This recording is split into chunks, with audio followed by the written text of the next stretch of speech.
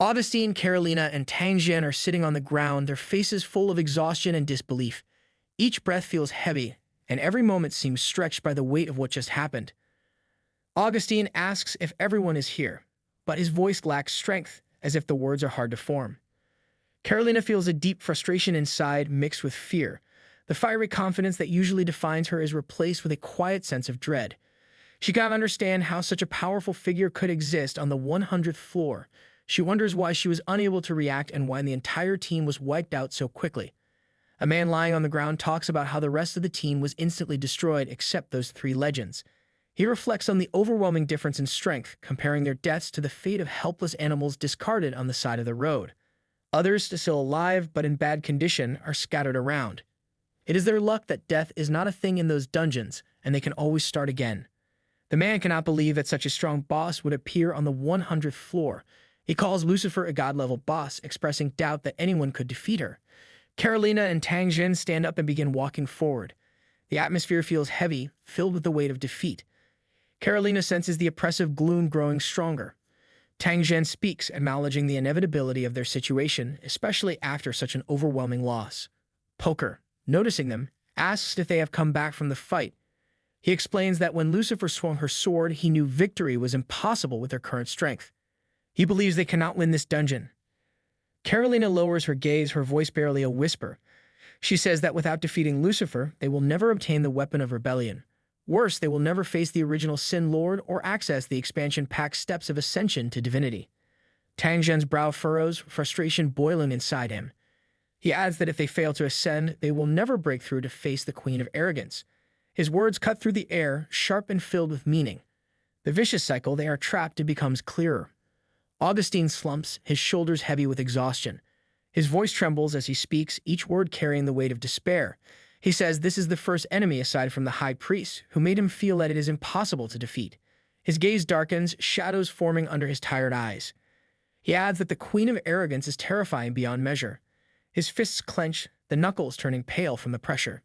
His head hangs low, sweat dripping from his brow as the crushing weight of realization settles in. This is the darkest moment of their journey. Meanwhile, inside the abyss, Su Yang remains in the body of the demon lord, sitting on its thorn. His voice drips with mockery as he speaks. He acknowledges that it is the darkest moment, but he corrects one thing. The steps of ascension to divinity will come, but it will not be the others who will advance. It will be him. Su Yang goes on to mention the king's offering of Lucifer, saying it is very convenient. Through the soul imprints, he can not only issue orders, but also feel the person's position, state, words, and even their thoughts. He finds this far superior to the full map view feature. Reflecting on it, Su Yang finds something strange. Amid all the negativity, there is one emotion that stands out. Someone seems extremely joyful, and Su Yang wonders if their mind has been damaged. His gaze falls on a mysterious figure in a green robe. He wonders if this appearance belongs to the people of Shiva. He is Outer Hazan, level 320, and is in 9th turn, Miracle Priest. Right now, Adder is standing on a tree branch, observing the exhausted group of Augustine, Carolina, Tang Jian, and the others with amusement. He takes in their tired faces, a hint of pleasure in his eyes as he watches them struggle. Meanwhile, Su Yang continues to reflect on the people of Shiva. He notes that they always leave a peculiar impression, not just because of their distinct culture, but also because, in the current era of games, they still follow their traditional caste system. This system has allowed the ruling elite to control most of the exceptional resources. Su Yang realizes that because of this, the strength of Shiva's professionals is highly polarized. The number of legendary professionals in Shiva is almost the lowest among all countries. Su Yang is intrigued by Adder's high spirits after such a devastating defeat. He decides to observe him closely, curious to see what Adder is really thinking. Lurking behind a tree, Adder chuckles. He didn't expect even the best teams in the world to collapse like this. He feels it is wonderful and excellent. With the decline in strength among elite professionals and the halt in global mission progress, both Longxia and the American Union will face serious problems. This will give Shiva a chance to surpass Longxia and the American Union and become the world's superpower. Adder believes that obtaining the legacy of the ancient Devourer is the key to this chance. Hearing this, Su Yang reflects on the name Ancient Devourer.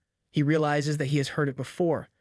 Then, he remembers, it was in the description of the Dragonbone sword. Su Yang checks his system, and the system shows him the description. Bearer of the name Athos, descendant of the ancient Devourer. In the end, he walked towards the grave of death. The sword of bones, the soul of blood. The corpses do not decay and the devouring never ends. Su Yang reflects on the description of Dragonbone's sword that he obtained after defeating the legendary Black Dragon Athos. The system informs him that the Black Dragon Athos was indeed the descendant of the ancient Devourer. It was once thought to be a simple backstory, but it is real. The ancient Devourer lies in slumber. He was killed by an unknown herd, and dragons and spirits crown him, celebrating the end of his dreadful shadow. However, after the herd's betrayal, his body was buried in an unknown land. His soul returned here, waiting for those who would enter and seek revenge in his name and that of the ancient Devourer. Su Yang learns through his memories that it seems his brother, Yumino Hazan, had discovered this secret information on a stone tablet near the dragon spirit's secret realm. It shocked him to realize that the ancient Devourer had been so powerful that even spirits and dragons, both races with divine powers, feared him. The thought of his strength is overwhelming. The last piece of the information stood out the most. Anyone entering the dragon catacombs might be able to inherit the legacy of that unknown hero and the ancient Devourer. Meanwhile, Outer thinks about the opportunity they now have. He knows that only he and his brothers know the secret. With the joint army distracted, Outer sees a chance for his nephew Bijan to enter the dragon spirit's secret realm. If Bijan can reach the legacy of the ancient Devourer, it will be theirs. Outer believes that with such power, even god-ranked enemies will be no match for them. He sees it as a golden opportunity, laughing to himself. He also thinks that currently someone from Longxia and the American Eagle Union may be able to enter the dragon spirit's secret realm. In the past, he wouldn't have dared to compete with them head-on, but now the situation has changed. Outer watches Carolina, Tang Zhen, and the others carefully, thinking about how everything will change after the dragon spirit's secret realm. He believes that once they obtain the legacy, Shiva will surpass both Longxia and the American Eagle Union. Outer feels confident that with this power, they will easily defeat those who consider themselves geniuses. He knows the dragon spirit's secret realm is a different dimension, where death cannot be reversed, and he is certain that killing a few more times will lead to real death for them.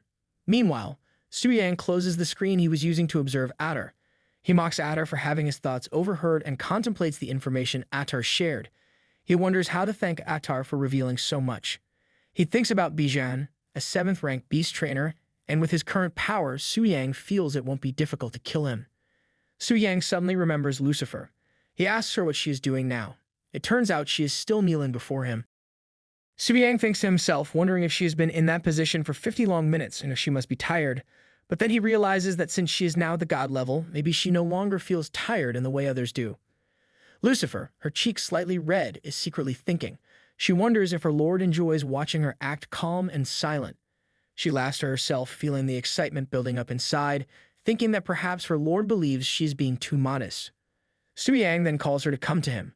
Lucifer's eyes brighten with happiness, and she eagerly asks if her actions have pleased him. Su Yang tells her that she has done an excellent job wiping out all the enemies. He says he has decided to reward her. Lucifer, humbled by his praise, responds that as long as she has pleased him, she is satisfied.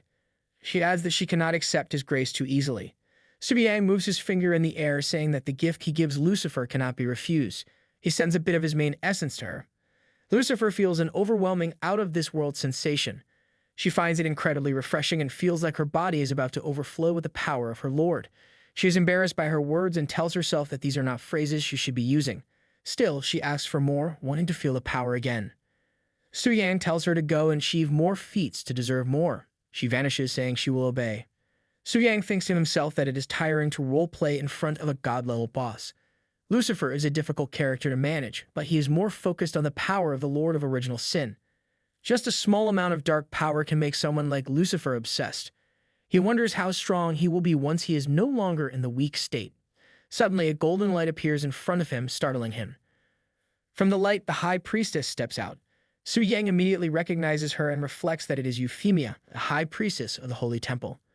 Earlier, Euphemia is startled to witness the Resistance army, made up of the strongest warriors, has been completely destroyed. She cannot understand how this happened.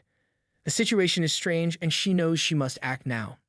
She stands in front of the Holy Light statue, deep in thought. She realizes that she cannot stay a bystander anymore. She needs to do something about this. Euphemia prays, calling out to the statue. She asks for its blessing and pleads for the power to see what is hidden from the world. She hopes to gain the ability to understand the darkness that has fallen over them and to guide others with the holy light. Suddenly, bright golden light pours from the holy statue. The light surrounds Euphemia, lifting her into the air. Golden and purple lights shine around her, creating a powerful glow. Her Eye of Insight changes. It transforms into the Eye of Truth. This new ability is much stronger. It is now filled with the power of the holy stars and can see everything in the world. Euphemia floats higher into the air, and in the next moment she appears before Su Yang, who is still in the form of the Lord of the Abyss. Euphemia raises her staff, pointing it at Su Yang. She wonders about the dark powers surrounding him and asks if he is the Lord of the Abyss. Su Yang, calmly sitting on the throne, responds by asking what brings the high priestess of the temple to this dark place. Euphemia wonders if he knows her. Su Yang confirms he does. He says he knows she created a resistance force to attack the demon abyss as part of a global mission. He adds that Lucifer wiped out all of the resistance members. He asks if that is why she is here. His eyes glow red, and he questions how he should welcome her. Euphemia feels overwhelmed. She remembers using the Eye of Insight before when Su Yang seemed to be sleeping. She never expected him to awaken now. She wonders if this is the reason for the changes in the abyss. The feeling is completely different this time. It's deeper, darker. Even with the Eye of Truth, she cannot see through it. She realizes Su Yang is stronger than any god. She decides that retreating and regrouping with the resistance is her best option. She must plan carefully before confronting him again. Euphemia tries to use the space-time rift, but just before she can escape, Su Yang stops her. He warns that she cannot come and go freely. Suddenly, a hand made of dark energy reaches out from behind her and grabs her tightly. Su Yang watches calmly, wondering what equipment will drop if he defeats the strongest human high priestess. He thinks it is a shame because he will not gain experience points from this fight. But before the dark hand can do anything more, Euphemia disappears, escaping from his grasp. Su Yang smiles slightly, thinking that the strongest and most mysterious high priestess will not be caught so easily. Meanwhile, Euphemia reappears in her high temple. She kneels down, exhausted and still breathing heavily.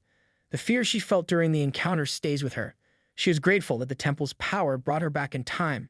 Without that, the consequences could have been disastrous. Temple priestess Rhea hurries to Euphemia, her face filled with concern. She asks if Euphemia is okay. Euphemia, still catching her breath, replies that she is fine but feeling exhausted. She then asks about the resistance force. Rhea informs her that they have all regrouped and are now on their way to the holy city. Euphemia nods, saying she will return to her room to rest and sort herself out. She asks Rhea to stay and let her know if any visitors arrive. Rhea agrees and stays behind. At the same time, Su Yang begins to observe Euphemia from afar. He watches with interest as he realizes something unexpected.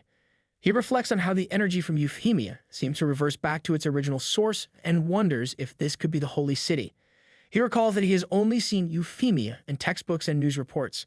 He notes that it is said she has never left the holy city, but now it seems that she didn't choose not to leave. She couldn't. With her powers, she might have been able to rival Lucifer herself. He thinks about what might have been if Euphemia had joined the resistance force and been killed by Lucifer. He could have inscribed her soul and gained control over her. Her power would have been a great asset to him. A huge loss now that she's still free. He also finds it surprising that his dark power was able to infiltrate the real world without detection. He begins to doubt the true strength of the transformation statue, realizing it isn't as invincible as he once believed. Su Yang shifts his focus, thinking about the current state of affairs. All global profession transformations are recorded by the sacred statues. The sacred statue in question is the central hub of all such statues worldwide. He considers the possibility of using his dark power to corrupt the sacred statue and alter its data. If he succeeds, it could help him mask his rapid rise in power and make people overlook his advancements. Su Yang tries it. However, even after a few minutes and multiple tries, nothing happens. He reflects on the situation, realizing that as soon as the dark power entered, it faced an incredibly strong resistance. It completely isolates him from the outside world. Fortunately, no alarms were triggered, which saves him from further trouble. He then decides to try controlling someone else. His gaze falls on Rhea, and he thinks that she will do. Without hesitation, he unleashes his dark power. A purple aura surrounds her, slowly invading her body and mind. Rhea cries out in pain, feeling something invade her. Desperately, she pleads for it to stop. In a matter of minutes, Rhea's body undergoes a drastic change. She transforms into a level 130 demon priestess, a succubus demon. With a seductive tone, she calls out for her master, completely changed. Su Yang watches, surprised and somewhat intrigued. He reflects on what just happened. He can understand the power boost, but the fact that her race has changed completely confuses him. He ponders if his dark power truly causes people to fall and transform into demons.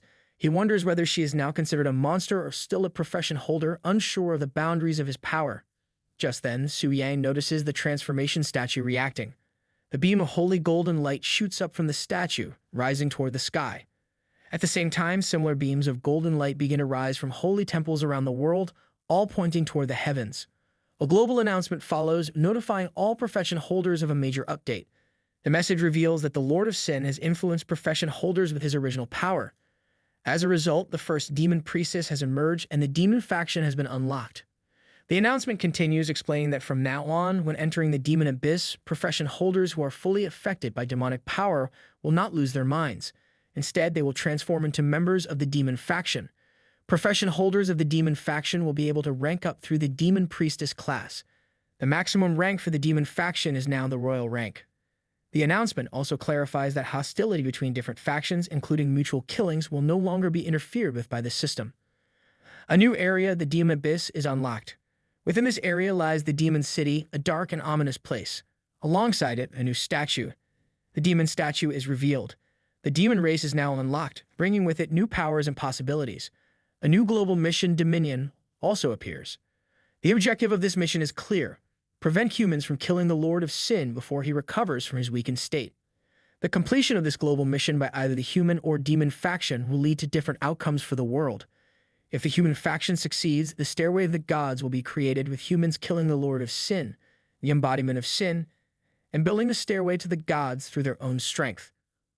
On the other hand, if the demon faction prevails, the Eternal Night Dominion will begin. The Lord of Sin will descend into the world, merging the demon abyss with reality and plunging the world into an era of eternal night. The announcement declares fully opening the pathway between the human world and the demon kingdom. It calls upon the Alliance to make its choice. I hope that you liked today's video, and if you did, hit that like button, as today's like goal is 1,500 likes. Comment next part down below to see what happens next. Also, consider subscribing with the notification bell on to get notified as soon as a new video drops onto the channel. You can also join the channel to support me financially and watch videos before public release. I'll meet you in the next video. Until then, thanks for watching.